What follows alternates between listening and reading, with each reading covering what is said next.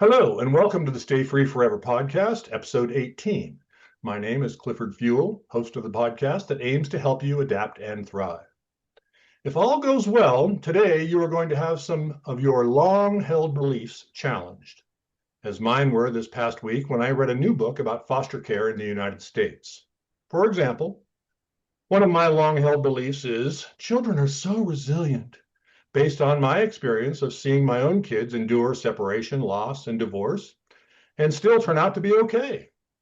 After reading Wards of the State, The Long Shadow of American Foster Care, I am more inclined now to agree with the book's author, Claudia Rowe, when she writes, adults often marvel at the resilience of children, but based on what I've seen, a more apt description would paint them as survivalists, hanging on.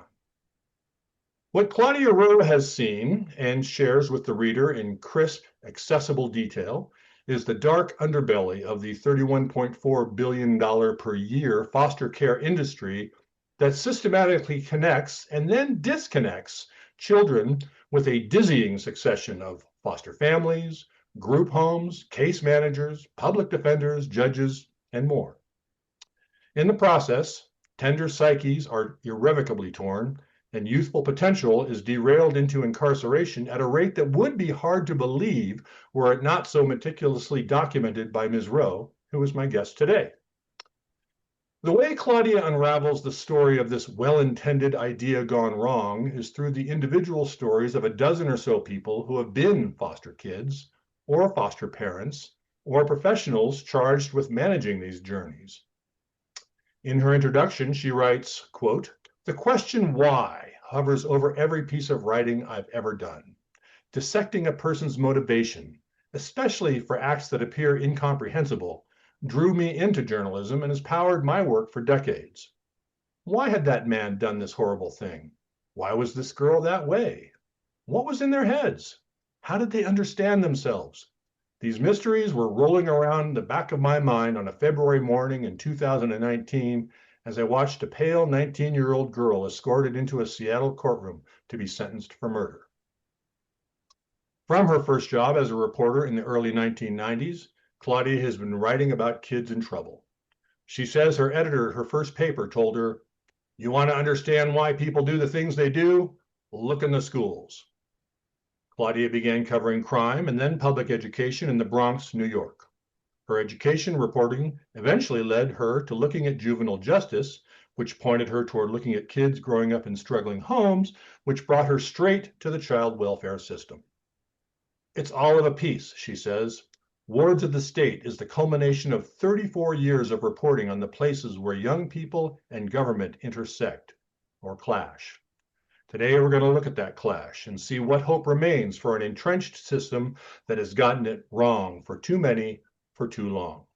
Welcome to the Stay Free Forever podcast, Claudia Rowe. Thank you so much for having me. What a fantastic intro. Thanks, Cliff. Well, thank you. And part of it is just comes from the great materials that you sent in advance. And I'm really pleased that you have time for us because this is sort of a problem that we didn't know we had until you put this big spotlight on it. I wanted to start by asking you, when you first had the idea for a book on teen crime that morphed into one on the long shadow of foster care in the US, what audience did you have in mind, and did that audience change in your mind as you began to research and write? I think the audience I had in mind has remained relatively consistent through the process, though thinking about the audience I had in mind from the start would be a general reader, somebody not part of the child welfare system, not a so-called practitioner. Yeah. Not saying I don't want those people to read the book. Of course I do, and they are in my mind as I'm writing, for to make sure it's representative, accurate. I certainly am thinking about as much as I can about the experience of people in the system while I'm writing about really the experience of kids in the system. The original concept of the book was to try to explain to a general reader the emotional or psychological reality through the kid's eyes of being an older youth in foster care, which often means being on the run, being in a group home, being on the street in some way. I mean, that's almost part and parcel of being an older youth in foster care for a lot of kids. Um, so always a general reader without deep knowledge of foster care, but maybe some vague familiarity. And then while writing, thinking about those who work within the system and trying to be as faithful to something they would recognize too. Yeah, thank you. Yeah. So I'll confess my audience, the group that I hope to reach, hope to be reaching, is people who are in trouble with the law, trying to avoid going to prison, trying to avoid going back to prison, trying to get over their addiction.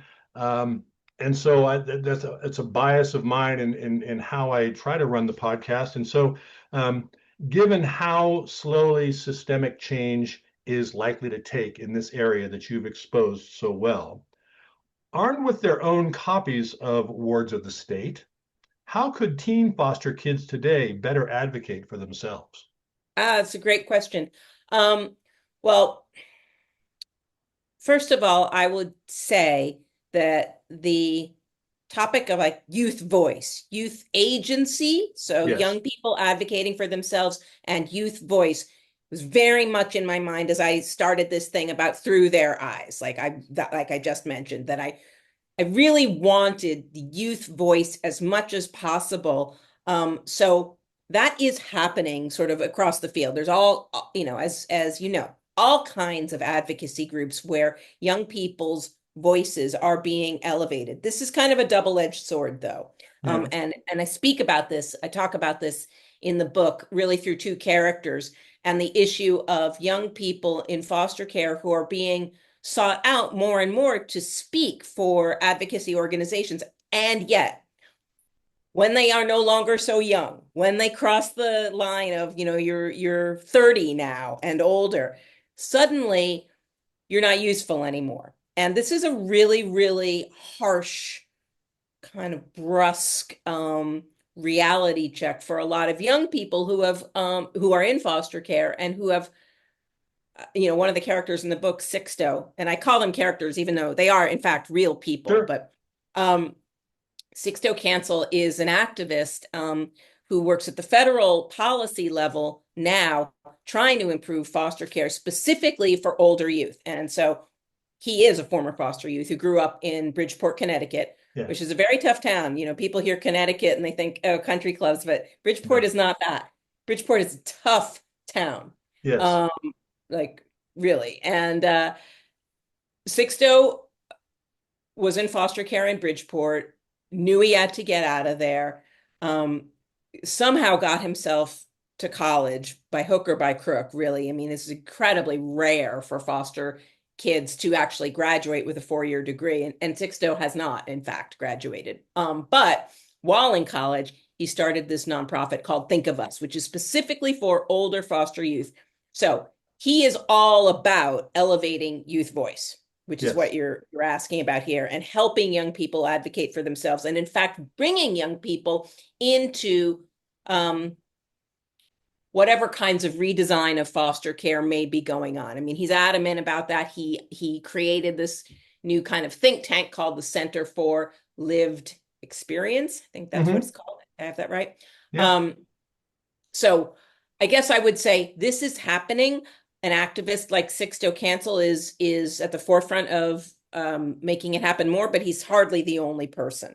These opportunities are out there more and more, but I guess I would just say for young people who are interested in talking about their experience, which is really, really important for policymakers to understand and really hear. To know that there's this thing where when you cross that line and you're no longer seen as young, I think it's a really cold awakening for a lot of young people. Like, what? Now I'm not as important. It's rough. yeah. Well, the book moved me as I was writing it. I was reading it, and I imagined several times uh, people I've met who have been in foster care through my work um, people who I don't know, I just imagine based on your telling of these tales of these people's lives. I wanted to like hand each person a copy of your book and say, all right, when you talk to your social worker, when you talk to your caseworker, hand them this book and say, look at, she might write a sequel and you don't want to be in that sequel. Well, I guess I would say I hope. I mean, I feel like the book goes. I went to some length in the book, and I will say it again. I don't think there's any particular bad guy villains or bad guy social workers or girl social workers or Mm-hmm. evil foster Mm-hmm. parents. That is not what, I mean, the book is extremely critical of foster care, but not because of bad actors within the system. More about a sort of inertia up on all of our parts and a refusal to confront this system, which is essentially the same system we've had more or less for 100 years. I mean, like, it's not that different, and its outcomes are atrocious, and they've been atrocious for a really long time. It's the structure of the system and how it undermines healthy development of young people, severely undermines healthy development. Um, that's the issue. It's not that this or that social worker or foster parent is a good or bad person. It's kind of beyond any individual people. Um, but you conjured the image of a young person having this book and like, what would they do with it? How could they advocate for themselves? I think there are a couple of pretty interesting, very nascent efforts out there, like in the area of housing stability, housing stipends, so that fewer young people exiting foster care go right into homelessness, which is thousands of kids every year. Also, universal basic income is, again, kind of a project happening in certain jurisdictions in California, Mm-hmm. where young people leaving foster care are given a small amount of income just to help get them on their feet while they are also presumably working or doing something. Um, from what I understand, those efforts are showing some promising results. So I would say any way that a young person can sort of get educated about those things and maybe even get hooked up with those things and then advocate for more of those things, those would be two areas I would look at: housing supports and universal basic income, where I think California is leading on that. Yeah, thank you for pointing it out. There are really no villains in the book, and even the people who you think it might be tilting that way, you have a marvelous ability to bring it back around and show there are multiple sides to the issues they're grappling with. So thank you for clarifying. My question wasn't to denigrate anyone, but I too picture a youth with this book saying to someone, "Look it, this is a problem that's bigger than both of us, you know, Right. and I don't want to end up in prison. And I foresee that this is my second placement, and I foresee I'm going to have a third and a fourth and a fifth. And I want to know what can I do to help myself to not do that? And that's the sort of seed that your book plants, I think. Yeah. So to have that conversation, one of the things I learned in doing the book is so many young people in foster care, for various reasons, not least of which is that they are young, Yeah, have a really hard time articulating what you just said. And it's also really hard for social workers who are pressed and overloaded to hear that. But even if a kid were able to say some version of what you just said, so they it's so part of the problem is that foster care is so impermanent in every way, and you alluded to it in the introduction. Caseworkers, social workers, therapists just constantly rotating through these kids' lives. yeah, yeah. Just, a few months here, a few months there. There's very little opportunity to establish and maintain ongoing relationships that last, years. This is how you develop trust. And this is how you're in a position to say that, hey, I don't want to be somebody who ends up incarcerated. How can you help me? That kind of conversation comes with trust. And there's very little when kids, and in fact, social workers too, everybody is sort of acculturated to being like, yeah, you're going to come and go, and I'm going to move on, and you're going to move on. And like everybody kind of knows that. And Yeah, so how deep is your relationship really going to go? Obviously, there are exceptions. Obviously, there are brilliant social sure. workers who are able to forge a connection with a kid, but foster care itself is all about don't get too attached because you will be moving on. I mean, it shouldn't be that way, but that is how it has been. Yeah, yeah, and that's what very well stated. Well, I'm eager, if you don't mind, because we're talking about this great book you've written. I'm wondering if you could favor us with a selection of your choosing. Okay, I will do that. It's going to be really, really short because, video and all that. No one wants to sit here forever. But this will be just a little All short thing, right? I right. mean, we can sit here forever and listen to us talk, but nobody wants to sit here and watch me read. Um, okay, so one of the things, this is a very short passage, and I could read more if you want, but I'll start short. One of the things I really wanted to convey in this book, right? So this book is about the crossover between foster care and incarceration and how many kids in foster care end up locked up by the time they are 26. They will have been. They might not be locked up at that point, but at some point during their life, by the time they're 26, 59% of kids in foster care will have experienced some kind of incarceration either during or immediately after. Um, that is a crazy number, and it comes from a very rigorous series of studies out of the Midwest in the early 2000s. So I'm just going to say, okay, so that was 2008. That this is a series of studies that checked in on kids after they left foster care to see how they were doing in early adulthood. Okay. Like, what are the outcomes, right? So this thing about incarceration and crime, right? So like there were crimes committed. I mean, sometimes kids get locked up not, for status crimes, right? For like running away but also violent crimes are being committed. And I really wanted to understand that mindset and you alluded to it in the part of the book that you read from the beginning. This understanding that kind of anger, that kind of violence. I really wanted to understand what is driving that impulse in a young person. So in doing the book, I needed to sort of find a way to articulate that and see it in these kids. I encountered a guy who was not a kid at all. He was in his late 50s, and his name is Arthur Longworth. He was doing a life sentence. He had been in foster care in Washington State and was essentially ejected from the system in 1981 when he was 16. Um, Shortly after that, he committed a murder, a really savage murder, and um, got a life without parole sentence. And that is when I contacted him. He was locked up. But while locked up, Longworth who had a seventh grade education when he went in, had taught himself to write, and he had become a really good writer, a shockingly good writer.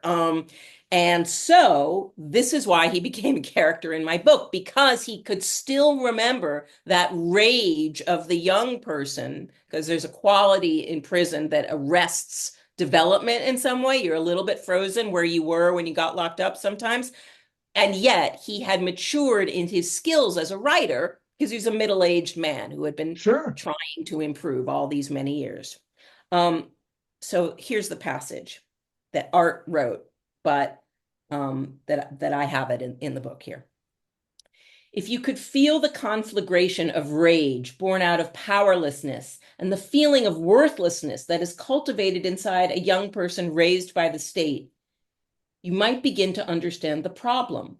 Why raising young people in this way, then throwing them out onto the street, makes them incompatible with society. This is what Art wrote in an essay called How to Kill Someone. Yeah, And that the title is very much about him as much as his victim.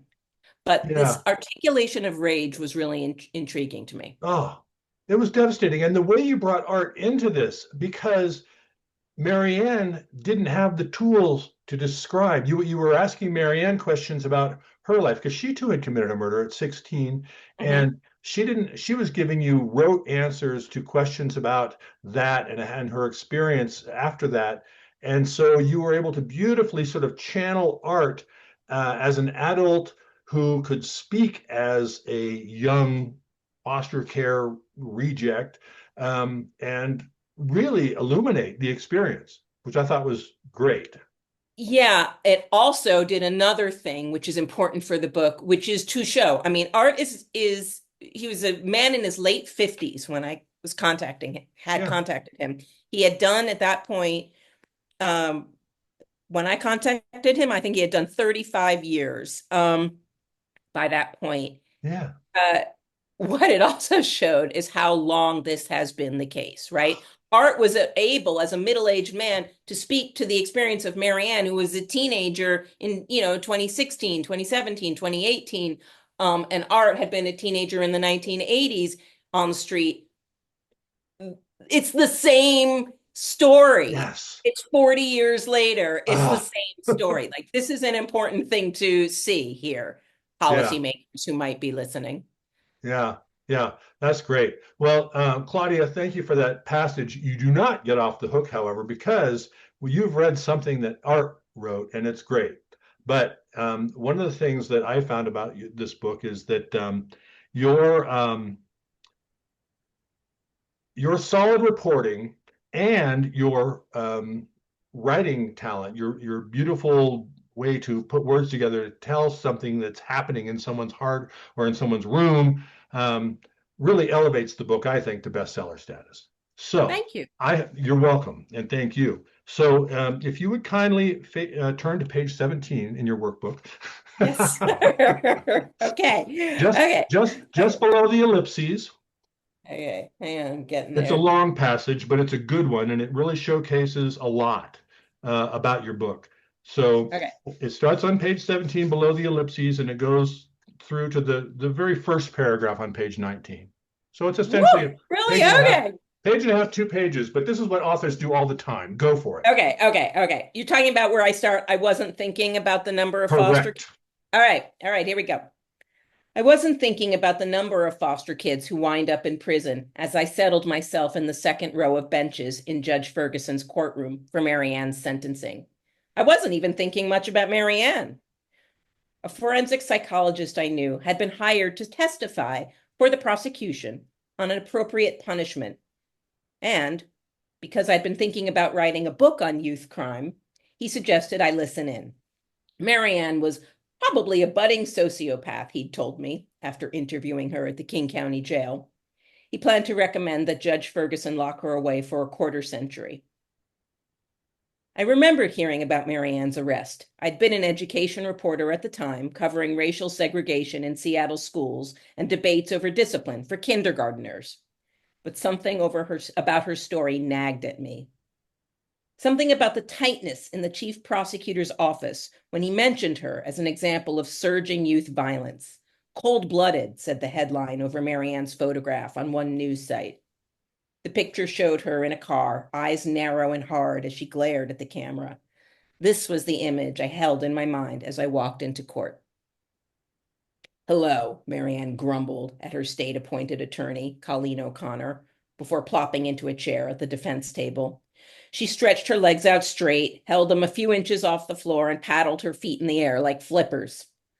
Though she'd spent 3 birthdays in juvenile detention and jail, Marianne, now 19, still looked like a girl, pallid and slight. She had tweezed her eyebrows into delicate bird's wings and twisted her long brown hair into 2 dainty braids like Dorothy from The Wizard of Oz.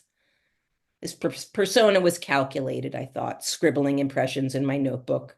Marianne had clearly primped for her appearance, but she hadn't been able to hide the shadow surrounding her eyes. It did not look like sleeplessness so much as something that came from within. Nor has she tried to cover up a $sign tattooed on her neck or the words "fuck love" inked across the back of her right hand. The courtroom was packed with onlookers, its first row crowded with the family and friends of Marianne's victim, many of them dressed in traditional African robes and head wraps. Behind sat a dozen young women from a prostitution survivors group who'd come to support Marianne. All of them wore purple. The color of transformation, one whispered to me. No one from Marianne's various families, biological, foster, or adoptive, was present. The forensic psychologist who'd invited me never testified. Instead, I listened as the prosecutor spent 2 hours arguing that the teenager in front of us should be locked away for 24 years. Marianne rocked gently in her chair. An affectation, I told myself, a show of self-soothing to create sympathy. I'd spent much of my early adulthood trying to understand criminal violence, including 5 years conversing with a serial murderer, and my perceptions of Marianne were filtered through that experience. I viewed everything about her through the prism of the budding child sociopath I'd been warned about. Marianne, showing little reaction to anything being said about her, fit neatly into my assumptions. Only when the prosecutor described her as a remorseless manipulator did Marianne's face betray emotion. Her nostrils flared. A tear trickled down her cheek. It was true, the prosecutor allowed, that this teenager had suffered years of neglect. She had come into the child welfare system as an abused 9-year-old. Even before neighbors' calls to police finally got Marianne taken away from her father, everyone in their small development knew something was wrong. They'd called Marianne's school to report constant screaming in her home. They'd passed food to her through a bedroom window because Marianne was locked inside, alone and hungry. They'd knocked on her father's door, wondering about the sound of something being thrown against the walls, and peered inside to see a child's bedroom with no clothes in the closet, no pictures on the walls, no toys. Marianne's dad thanked them for their concern, but he never introduced his daughter. It was as if she was no one, a neighbor said. Wow, that that is a great passage, and you are a great writer. Yeah. Um, and that really sort of reveals something about you. You are willing to put it out there. You're not really puffing your feathers much in that passage, are you? No, I think that look, I'm asking people to be really honest about some of the most painful parts of their lives. I feel like, good faith here, right? I need to Mhm. show I'm no saint. I came in with preconceptions. I was guarded. I was suspicious. I was not entirely charitable in my thinking. I had a lot of skepticism coming into this, and I think it's important to own that. Yeah, yeah. Well, it really does. Every chapter leads naturally to the next, and the stories are interwoven. I like how we get to visit people and then go and visit someone else and then return to that person we just met. And we see how their stories, if not their actual selves, connect. It's really awesome. Thank you very Um, much. It yeah, was important to make like a good read. I want readers to read this because it's a good story. If they learn some things about foster care along the way, that's great. But I really want people to be gripped by the story. yeah. Which leads me to ask, other than Marianne's, which of the stories from your book, Arthur, Vera, Sixto, Monique, Tina, Keaty, which one tugs at your heart and head the most these days? There are many. Um, you didn't mention Jay, and Jay is Jay Perez Torres in New York City. Yes. Tugs at my heartstrings because in a book that has some pretty dark aspects, Jay's story is a bit of a ray of light, but not a fake miracle, so it does tug at my heartstrings. Jay was a kid in foster care in New York City in the 20 teens, so like 2015 or so. He was lugging his stuff around New York City in a garbage bag, his clothes, his food, his birth certificate as a middle schooler, because he was sort of bouncing between his father was sort of in and out of prison and itinerant. He was sometimes stayed with a stepmother. He was sort of Mm. intermittently homeless. Eventually, the child welfare system, a teacher at middle school called, and he was picked, he was identified by the system. And he had a really rough time. He was gang involved. He was growing up part of the time in a group home. He was really a sad and miserable and angry kid. Um, did some time in juvie. Um, got dropped out of 3 high schools. And so now he's finally at his 4th high school, last chance high school. This is not a kid anybody is thinking is likely to graduate, let alone do anything else. Yeah. Um, and there's this young woman at this last chance high school in New York City, who is practically a kid herself. She's 23 years old. It's her first job out of college. Her assignment is to just get these kids over the line to graduation. Do whatever it takes, get them their diploma. That's her job. And so she's looking for this kid Jay. She needs him to come to her office to like do her intake. They finally meet. He kind of unloads all this stuff on her about his life. She is so totally unequal to it. She is a kid. She is untrained. She doesn't have like a psych degree, nothing. And all this stuff is coming out of him. They connect. It's not some magic miracle. It's just like every day or every couple days a week in her office, he checks in. She helps him find new routes to school because he's always worried about a different gang set going to jump him. They bonded even in the 9 months that he was at this one last school. And she goes, you're pretty smart and your test scores are really good, especially since you never go to school. I think that we can, I think we can do better for you. I think we can get you to college. This is a kid who was like dropped out of 3 high schools, right? Yeah. Well, okay. About a month ago, I watched Jay earn his doctorate. He is now a PhD. And he pegs the turnaround to that moment with her. This 23-year-old graduation advocate at his last chance high school. This is the power of connection. This is the power of a human connection that can make a difference for people. That tugs at my heartstrings. Yeah. Yeah. Wow, that's a great one. I'm glad you mentioned Jay. I saw his name there, and I didn't quite when I was putting my little question together. The other ones I remember most, Monique tugged at mine. That is a brutal story. Yeah, yeah, I would say Monique's is the toughest story in the book. yeah, yeah, yeah. So any reader who picks up this book is going to ride a little bit of a roller coaster of emotion, and is going to come out better for it. I think so because of the way you have crafted it.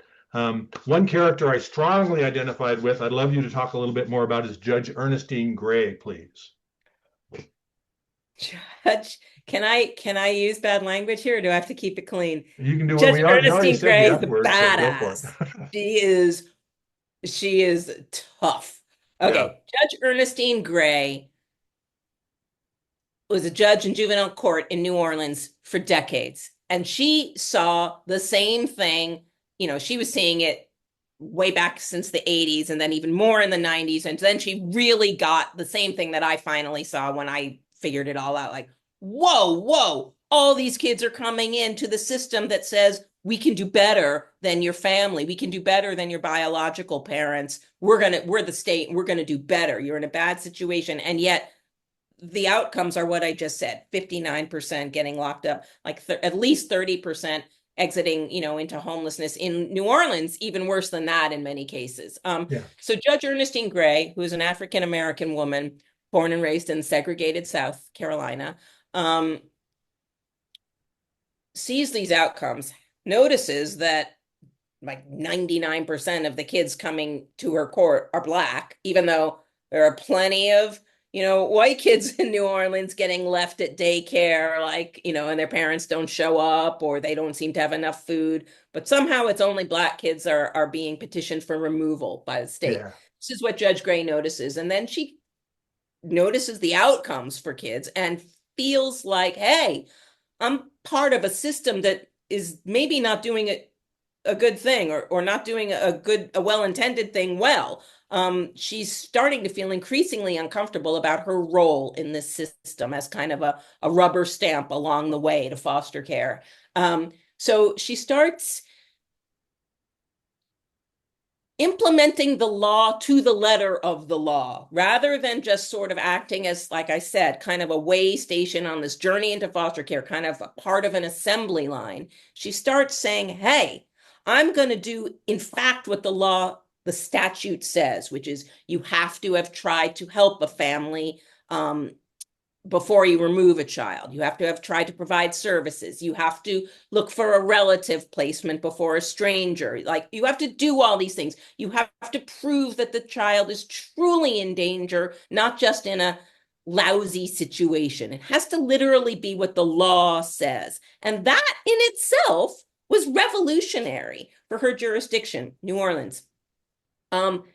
In sort of implementing the letter of the law with that kind of fidelity, she almost ended foster care in New Orleans. Like, this is, yes, good, but also controversial, right? Yeah, I mean, sure.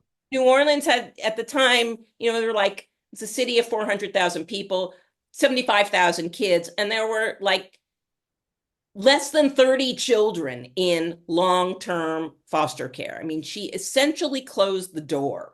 What she did do was turn many children over to their relatives. If they had to be removed from a biological parent, she was turning them over to their relatives. This is more and more what we call kinship care now. Yeah. It is a newer leading edge of what you would call kind of a reform in foster care, which is placing children with people they know rather than strangers.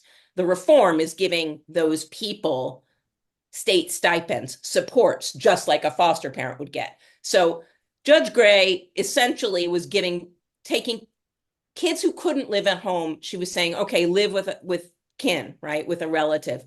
And she was doing it before kinship care kind of became like the word of the day for a better road. Sure. Super controversial. Not everybody loves Judge Ernestine Gray, but she did something that showed, hey, maybe there are too many kids in foster care. Maybe this isn't really, certainly in New Orleans, Yeah. because she essentially closed the door, and yet there were not more kids being reported for abuse, right? They did not seem to have a bad outcome in terms of more child injury, more child death being left in their biological homes or with their relatives. Were they in neglectful situations? Possibly, because who knows? The book was closed, right? But they didn't come back into foster care. They weren't re-reported for abuse or neglect. That was her indicator that what she was doing was righteous in some way. Yeah, that's a very powerful part of the book. And you don't give her a free pass. You certainly hold her, what she did, up to scrutiny through the words of other people. And still, I came away with the idea that she's onto something. She's onto And something, and the for fact sure. that when she retired, she had to retire aged out. The numbers slowly crept back up. Yes, and I just read an article today that says they are way back up in Louisiana.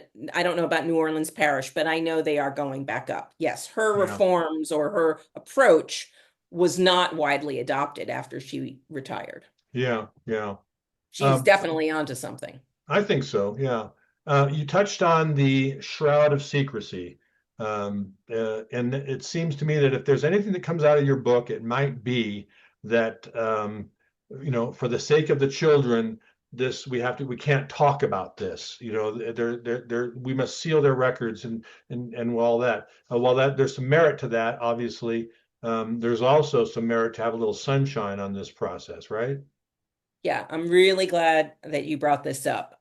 This thing about protecting what the state says, they're minors, right? Kids in foster care are minors. So we're protecting their confidentiality, protecting their privacy. But I will tell you that what that really does is prevent scrutiny, in particular from media, right? Media shares a lot of blame here in the way child welfare has been covered in this country. Mhm. Um, but that kind of supposed veil of confidentiality really, in fact, protects the state. It's not really protecting the kids, because look at their outcomes. They're not doing well. Even those who aren't locked up or homeless afterward are, underemployed, high rates of poverty, addiction, mental health problems. I mean, these kids are not doing well when they age into adulthood out of foster care. So, this shroud of secrecy thing, the other part about it, besides preventing scrutiny and, in fact, protecting the state, it sort of implies like there's like a secret here, like this is something to be ashamed of. There's an aspect of, oh, we don't say that child is in foster care, like as if what is it something you should be, is it something to hide?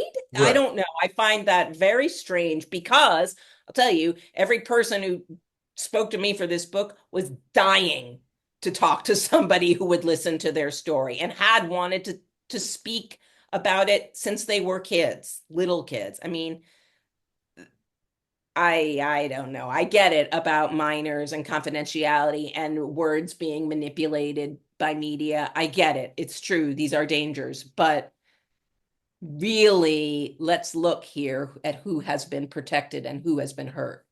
Sure. Well, we're seeing now parents are being charged for the actions that their kids take with their weapons and things like that. You make a good point that there's a double-edged sword in what the state will accept as the parental stand-in and what they will gladly slough off. Um, Exactly. I mean, the state is in loco parentis. The state says, I am your parent. And your point is really well taken. Yes, gradually, here and there, some parents are beginning to be prosecuted by the violent crimes committed by their children. But the state, if a kid that the state is parenting, a foster youth, is on the run, not in their placement, when they do something, the state is not responsible for right. anything that they do or anything that happens to them. Yes. Yeah. And that I mean, I can see from a lawyer's perspective that I get it. Like, how can the state be responsible if they're not where the state put them? Right. I get that. But still, it is quite interesting. A lot of kids run from placement, and that's a lot of instances where the state is not responsible for anything that happens to them or anything they do. Sure. If a kid is my ward and they do something, I'm responsible, you know, and Yeah. um, and that bears further scrutiny. Do you think it'll ever become a beat like violent crime or courts or That's a great question. It was so I used to work at a newspaper called the Seattle Post-Intelligencer, no longer exists. yeah, Um, and we did cover foster care and child welfare as a beat, not in a way I would call the most enlightened, but we did cover it as a beat. It got some ink, it got some real estate, as we say, yeah, on the page. That is, less and less. I mean, yes, I think child welfare has to be a beat. I'm really glad you asked me this question. It is it really irks me as a longtime journalist. I'm really very exasperated and, more than that, angry really, at how little attention is given to the $30 billion foster care and child welfare system, $30 billion a year. And we only write about it really as a rule when, like some disaster happens to some very young child, but we don't cover it in an ongoing systemic and policy. What are the policies, what are the budgets? It's very scattershot, and it's pretty much entirely driven by disaster, sort of like crisis reporting, which is just not, it's just not it. It's yeah, just yeah, not just not what we need. yeah. No, I hear you. Before I ask my final question of this part, which is on a lighter vein. Is there a question I haven't asked or a topic we haven't talked about that you think is important regarding your book? No, your questions are great. You're really getting to some stuff I want to talk about, so I appreciate that. Okay, nothing you can think of that we haven't talked about. You think? Well, we've talked, I mean, yes, of course, there are a million things we haven't talked about, but you are getting to things that not everybody asks me. So I'm glad for the chance to talk about, for instance, media's responsibility or irresponsibility and other such things. Yeah. Sure, sure. Um, the name of my company, Stay Free Forever, comes from what I used to say to inmates on their last day of prison when I was a programs officer. And everyone else would say, "Don't come back." And I tried to flip it into something positive because they hear "don't" a lot. So I started saying, "Stay free forever." And I was kind of a Pollyanna, but guys like that. I usually got a smile from them when they were leaving. And so and I got that from a race car driving class I took back in the 80s when I thought I was an automotive writer and I thought I might have some talent as a driver. So I took the Bob Bondurant School of High Performance Driving. And my instructor there, Parker Johnstone, who went on to drive for Honda, a really successful guy, successful businessman, owns some car dealerships in Oregon now. He was then just a driving instructor for people who thought they had a talent for race cars. And he said, if you're in a car and it goes into a spin, what you want to do is look toward the road, look toward the grassy field, look toward the open dirt patch, and your hands will guide where your eyes go. Don't stare at the tree, don't stare at the rock, don't stare at the ditch, because your hands will tend to bring the car to what you're looking at. And so that was kind of where Stay Free Forever came to me as a name for, at that time I wasn't thinking about it as a name for my company, but that is a way, point toward where you want to go. And so in my researching you, Ms. Rowe, I came upon a delightful travelogue you wrote in 1993, leaving New York for Washington State. And you wrote about the 2003. 2003. 2003. Thank you. 2003. Driving cross country by yourself in your VW, and just wonderful little vignettes, people you ran into, people you stayed with, an epiphany moment in Glacier National Park. And when you think about it, I mean, a good foster care situation, a good adoption is all about a fresh start. From a horrible situation or a bad situation or untenable situation to a fresh start. And you have experience, you did for yourself a fresh start. Could you talk a little bit about your fresh start and what a fresh start can do for someone if they're willing to take it? Yeah, that's a really interesting question. I did do that. I did need to break away from the East Coast. I did need to leave a lot of the past in the past. I had this like internal conviction that where I was from was holding me down, kind of strangling me in some way psychologically. And I will tell you that when I said, "Well, I'm going to the West Coast," and I did not have a job. I did not know a soul. I knew no one. I had no job. All I had was a place that I could sublet for 3 months. That's what I had. Wow. Um, and I will tell you, people were not supportive. People who were in my life who purportedly care about me and who I would consider intelligent people. One of them said, "Hey, wherever you go, there you are." Basically saying, "You're going to bring your problems with you. And so, good luck to you, but you're running and you're going to have your same problems wherever you are." I get that. I think there's something to that, of course. But I had this internal, like, deep belief over years, built over years that I had to make a change. I had to have a fresh start. And I did do that, and I was right. I landed in Washington State and never looked back. I mean, it was a good change. It was a good thing to do. What can a fresh start do? Well, for sure, the West is about reinvention, right? I mean, and even Seattle itself, which is where I live, it is a city of reinvention. It is a city that has tradition. I didn't know this, of course, when I landed here, but in later years, Yeah. it is a city that has welcomed sort of entrepreneurial types who are like, I don't care what the rules say. I'm going to do it my way. I'm going to do it for myself. I'm going to do it on my own. I did not know all of that when I landed here, but that kind of was true for me. And the West is full of reinvention, full of people trying to make a change. So I feel like I kind of landed in a place where that was not seen as strange or questionable in any way, but in fact logical. Right, right. Yeah, I've got the courses that I offer people are big on past is not prologue. No matter how lousy you've had it, you're in control of a lot more than you're giving yourself credit for. And the story and the way you wrote it really spoke to that, and especially your moment when you got to drive the road to the sun, which now you have to get tickets for.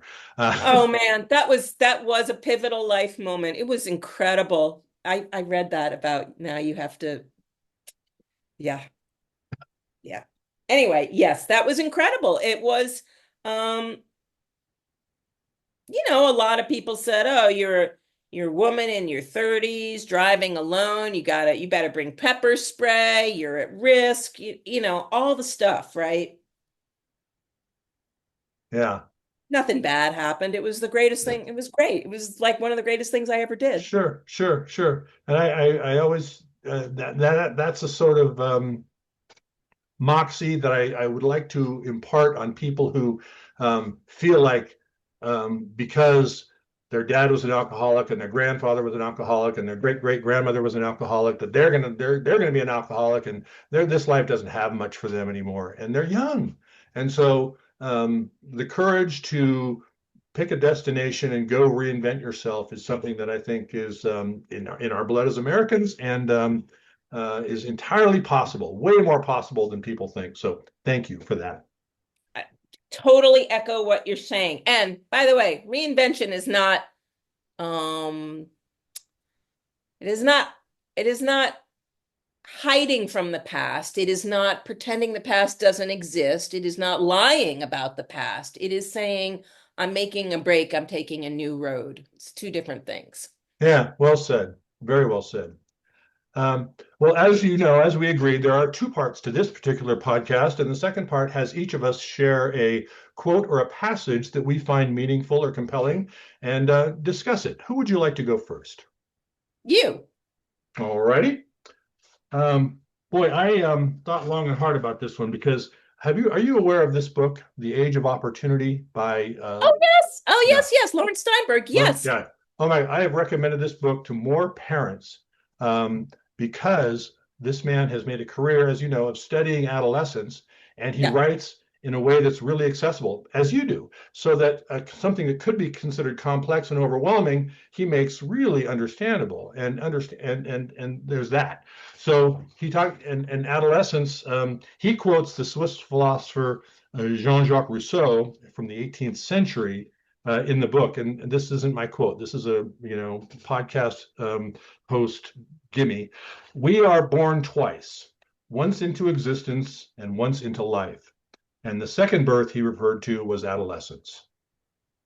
So that I want to recommend. I mean, that's what that came from. But my actual quote, I was listening to a baseball game and there was an ad on. This is while I'm thinking about my Claudia Rowe interview.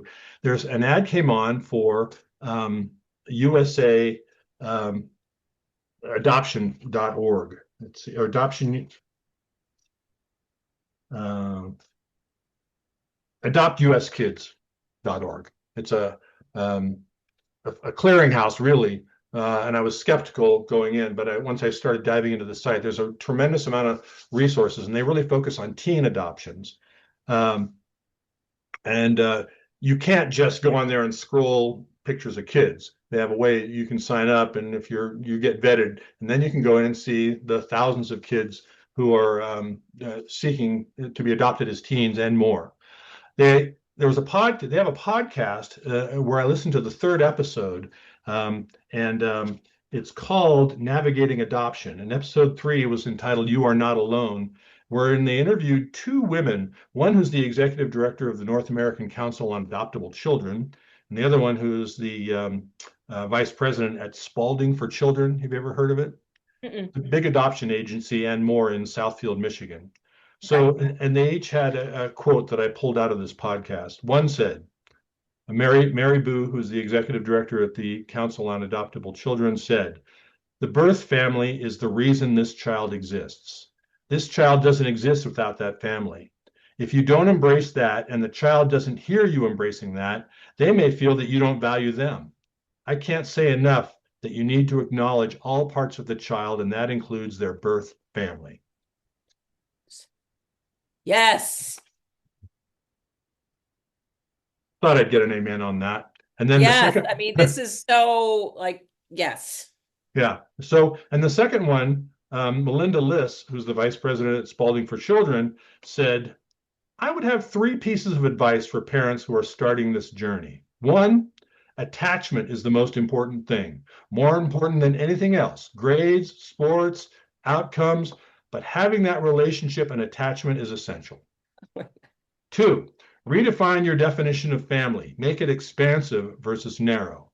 And three, always be honest and truthful with your child about what you know and don't know, the mistakes that you make along the way, and how you can work together to move forward." Well, as you know, this thing about attachment, there's quite a bit about that Yes. in my book. So yes, I mean, it's so foundational and not just because it's nicer, because it has actual chemical repercussions in human brains. Yes. That attachment affects hormones, stress hormones, cortisol in particular. And when that is out of whack, it has effects in behavior. I mean, this attachment thing is so important. And foster care, I mean, we didn't know that for most of the history of foster care. We did not know that. But now we do know that. And we have Yes. not retooled foster care to take that into account. Which is why I thought it was remarkable that the head of the North American Council on Adoptable Children is now saying it's all about, I mean, don't forget, don't ignore, don't not mention the birth family, which This is really, that was really new. policy. Right.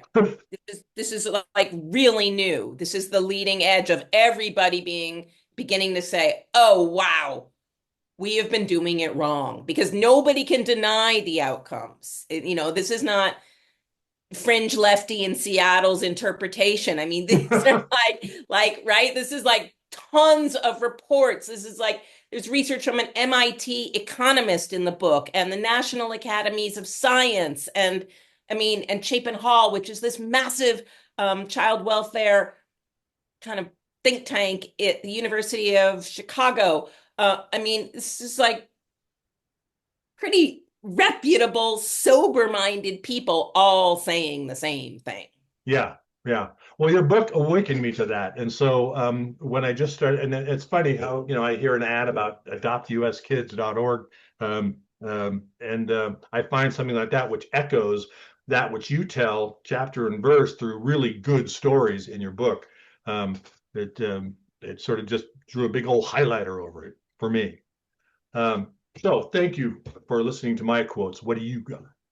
Well, happily and fantastically, I think my one little quote lines up right with what you said there, what you Okay. left us with. And it's also in the book, and it is near the beginning of the book, and it is this: behavior is a language. And it is a middle school teacher who said that to me some years ago when I was, as I mentioned, reporting intensively on education. And this was I was reporting on school discipline and misbehavior in Mm-hmm. schools. And this was a teacher who said, just understand, behavior is a language. And it just lodged in my mind. And it's this language that we, the adults, need to decipher. We need to listen better. We need to translate it better. We need to hear this language better instead of just reacting to the behavior that we're seeing. We need to understand what it is saying. This is this whole thing I was trying to get at the beginning, where like there's all this violent crime or acting out or problematic behavior from so many kids who have been through foster care and juvenile justice systems. And there's another character in the book, Jennifer Rodriguez, a former foster youth, now attorney in Hmm. California, who said something very similar to me. And it is um, essentially that when kids act the worst is when they need help and the most, right? When kids push away, when they seem really hostile, aggressive, frightening, impossible to reach, this is a sign, this is a language, this is saying something is really wrong, something is really hurt, right? I mean, Yes. a very, very smart person once observed to me that sadness is that anger is a reflection of the depth of sadness. That the intensity of a person's anger is a reflection of the depth of their sadness. There's something to that in this thing about behavior and about Hmm. understanding that really problematic, challenging behavior is something more than that. It is not only aggressive and hostile, it is speaking to something else as well. We need to hear that. Yeah, yeah. I do a monthly Zoom class with federal probationers, and these guys are grown. They've done maybe 30, maybe 15 years in federal prison, and they're coming out. And the first thing they do is master Zoom, and then we talk, and we do a whole segment on anger as a secondary emotion. And then we have lists of words about feelings, and they're like, I want us to read these words, alternate. There may be six of us in the class, and we all take a turn reading these words: hurt, embarrassed, ashamed, um, have done wrong, things like that. And we get them to understand. We all kind of understand anew that beneath that anger, that lashing out, is something else. And if you're able to stop and realize that, then all of a sudden figuring out how to navigate your life, hopefully without that level of anger anymore, will keep you, on the outside and moving forward. So, Yes, yes. yeah, well said. Thank you for that. And I had it right there as it was going to be my first question. I had behavior as a language, a teacher told you. How can that statement help people? But I, Well, I think the people it can help are, well, it could probably help everybody, yeah, but certainly teachers. I mean, it is a teacher who said it to me, but a lot of yeah, teachers, it's hard to keep it in mind, or it's hard to keep it in mind when your back's against the wall, when you're confronting somebody coming at you. I mean, it is, yeah. you know, figuratively or literally. Yeah, Yeah. it's great. Yeah. It reminds me of that Oprah quote. People teach you how to treat them. It's sort of a corollary in there somehow. But yeah, that's a good one. Um, Words of the State, The Long Shadow of American Foster Care was just published on May 20th by Abrams Press of New York. It is available on Kindle for $14.99, on Amazon and in hardcover for $28, wherever great, well-written, insightful books that matter are sold. Claudia Rowe is the recipient of a Casey Medal for meritorious journalism and multiple honors for investigative reporting. Her work has been twice nominated for the Pulitzer Prize in journalism. Claudia has been published in the New York Times, Mother Jones, and the Seattle Times, among others, where at the Seattle Times she is a member of its editorial board. In 2018, Claudia's memoir, The Spider and the Fly, won the Washington State Book Award. For more on this talented and prolific teller of truths, you may visit ClaudiaRoweJournalist.com and learn about her other books and to read some of her most compelling reporting. Claudia, thank you so much for making time to be on the Stay Free Forever podcast. Thank you for this fantastic conversation. It has really, I have really enjoyed it. Me too. Be well.